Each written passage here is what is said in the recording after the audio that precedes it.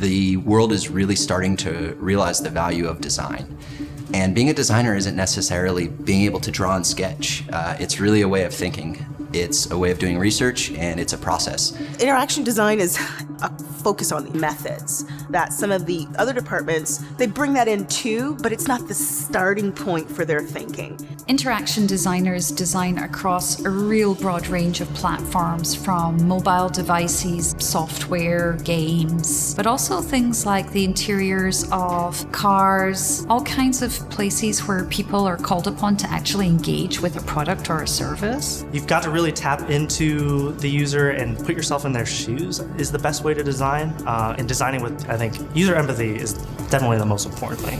We're trying to create intuition in our users within seconds. So things need to look like they're draggable. Things need to look like they're big enough to press, that they're important, that they can do what you think they should do. To treat interaction design as its own discipline, I think is really exciting. Really defining what those processes are, who are you designing for. Some of those are the core questions of interaction designers. What we can do in terms of the little ways we can make life better for people is to make products that really speak to needs that they don't even know that they have.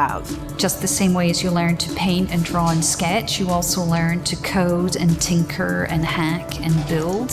So we do that in our first few terms, and by the third term, most students have a solid base in all of those things. You learn how to use all the tool sets that you can. Sketching prototypes, making those prototypes work, using them with users and seeing what they might stumble on, and then reiterating and then keep doing that over and over again. But then the great thing is too, it really gives you a community where you can try new things. I say, if you come away from this class and you've created something that looks good but doesn't solve a real problem, you'll fail this class. So my class is all about teaching students how to really think about users, challenge their own assumptions, and really be critical of themselves. They teach you to think outside the box when you don't have to think outside the box, and kind of like in a real working world, like you're always the one that's standing out.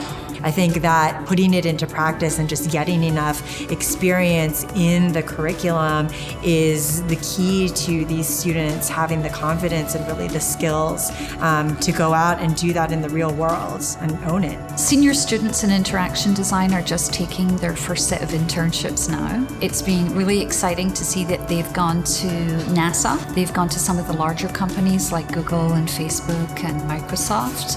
We also have students who are creating their own companies based on their own products and their own service ideas. We don't know what the future beholds in interactive design.